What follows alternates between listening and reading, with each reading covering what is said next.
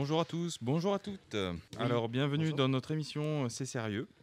Aujourd'hui, nous allons parler de phobie scolaire, qui constitue environ 5% des motifs de consultation en pédopsychiatrie et toucherait entre 1 et 2% des enfants d'âge scolaire. Aujourd'hui, pour en parler, je reçois notre invité Nicolas, donc spécialiste de la phobie scolaire. Bonjour Nicolas. Bonjour. Et pour nous assister, nous avons Simon Fred, Oui, bonjour. votre journaliste préféré. Merci. Bonjour Nicolas, ça va? Bonjour, oui. Oui. Alors voilà, vous êtes invité aujourd'hui parce que vous avez un regard particulier sur la phobie scolaire, un mal qui touche quand même pas mal d'enfants. Oui. On voulait savoir. Et que pardon. moi, j'ai été touchée aussi. Donc, C'est vrai, vous personnellement, vous avez oui. vous avez été touché par la phobie scolaire? À quel âge? À 12-13 ans. Ok, donc vous pouvez d'autant mieux en parler que vous avez été Oui. directement touché. Très bien. Comment vous définiriez la phobie scolaire ou quels en sont les symptômes, du moins pour les parents qui nous écouteraient? Une peur irrationnelle. Oui. Il peut des fois avoir de l'automutilation, des crises d'angoisse, Oui. des TCA, troubles alimentaires du comportement alimentaire, Mhm. des vomissements avant d'aller en cours. Cela empêche totalement d'aller en cours. Vous personnellement, vous avez été touché par ces symptômes? Oui. Ah ben dis donc, ouais, c'est pas rien quoi. Vraiment, ça peut aller jusque-là. Enfin, Oui. c'est un trouble psychologique quoi. Et donc, vous disiez 12-13 ans, donc c'est autour de la 6e, c'est ça? Moi, ça a été 5e, donc D'accord. 13. Donc c'est pas le fêter, c'est Si, ça a été le aussi changement par rapport à ça. d'établissement? Ça a été D'accord. par rapport à ça aussi. Ok. Comment on reconnaît une phobie scolaire? Enfin, vous avez déjà cité les symptômes un petit peu. Est-ce qu'il y a des signes avant-coureurs ou quelque chose qui peut faire prêter l'oreille aux parents, dire je veux pas aller à l'école? Est-ce que ça va plus loin que ça? Comment? Ça peut être plus loin que ça.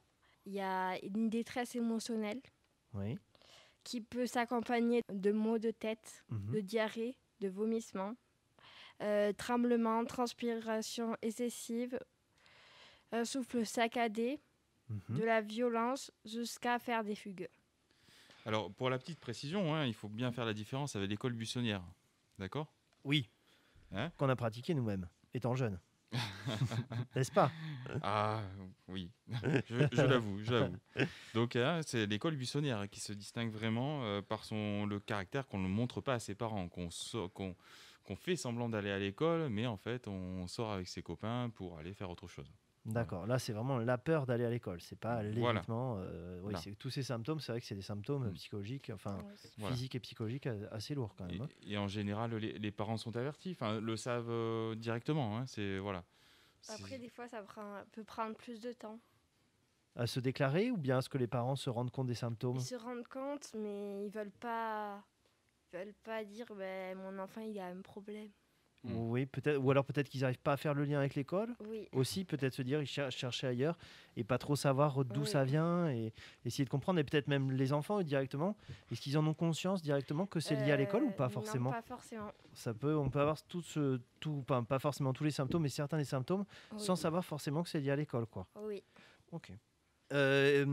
Autre question, quelles pourraient être les causes, si tant est qu'il y en ait, de la phobie scolaire? Est-ce qu'il y a des déclencheurs ou, comme vous oui. disiez, le changement d'établissement ou...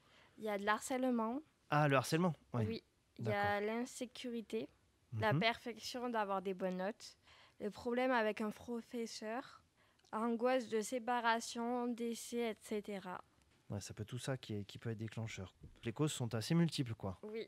Et parfois externes à l'école. Ça peut être Oui. quelque chose, comme vous parliez d'un décès, qui peut être complètement, Oui. pas rien à voir, mais soit lié à l'école, mais pas forcément, quoi. Oui. D'accord, c'est d'autant plus difficile à déceler quand on a ce genre de choses, ouais. Et pour terminer, est-ce que vous auriez des petits conseils peut-être à donner aux enfants ou aux parents peut-être qui n'ont pas forcément conscience qu'ils sont victimes de ça, mais qu'est-ce que vous pourriez dire vous, peut-être personnellement? Est-ce qu'il faut être très attentif, pas trop, il faut insister ou pas trop ou... Il faut aller voir un psychologue ou une personne de santé, de parler, d'écouter, d'essayer de comprendre, de ne pas les forcer parce que ça peut empirer. Forcer à aller à l'école, vous voulez dire? Oui. De parler avec l'établissement pour voir s'il y a un problème dedans ou pas. par rapport au harcèlement, ce que vous disiez tout à l'heure, au harcèlement scolaire, quoi. Mais ça va pas être évident, non? Je pense, par exemple, je prends cet exemple du harcèlement scolaire. Est-ce que les parents sont au courant ou pas forcément des fois? C'est très très rare que les parents savent. Qu'ils sachent qu'il y a du harcèlement scolaire.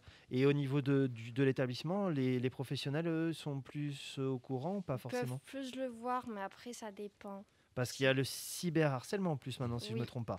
Il y a ça qui est peut-être plus insidieux, parce que c'est vrai que le harcèlement encore dans l'établissement, on peut peut-être voir des choses, mais le cyberharcèlement, pour le coup, c'est vraiment extérieur à l'établissement, et ça peut passer sous la vigilance des parents et des professionnels, quoi. Donc là, pour le coup, pardon, je vous laisse. Je voulais juste intervenir. S'il y a un problème à l'école, il faut aller voir qui? Il y a souvent des directeurs ou des CPE ou des psychologues de collège et tout ça. Psychologue scolaire, d'accord. Psychologue scolaire. Ouais. Donc c'est à tout le monde d'être attentif, quoi, je veux dire. Et aussi peut-être, alors on n'en a pas parlé, peut-être les camarades, les amis, quand même, parce qu'on a quand même des amis ou des copains à l'école. Peut-être d'être attentif à toutes ces choses-là, d'aller en parler avec les adultes le plus vite possible, quoi. Oui. Et les parents, s'ils décèlent le moindre symptôme, pareil, d'en parler avec l'enfant et d'aller consulter effectivement quelqu'un de tiers, un psychologue ou un référent dans l'établissement, quoi. Et si ça arrive pas, ou faire les cours à la maison, si c'est possible. Oui, c'est une bonne solution, ça, parce que je m'étais renseigné un peu sur le sujet. Il disait que c'était pas forcément. Après, on évite le problème, mais on n'est pas vraiment. On rentre pas vraiment dans le problème, quoi. Oui. Il y a cette solution-là, effectivement, mais est-ce que ça résout le. Et d'ailleurs, entre guillemets, est-ce que ça se soigne, la phobie scolaire? Est-ce que vraiment on en sort guéri, entre guillemets, ou est-ce qu'on peut aller à l'école sans avoir les symptômes? Ça dépend. Par exemple, moi, je change de collège, donc peut-être que je vais pas avoir ça. Et donc, ça dépend de tout endroit, si tu es en sécurité.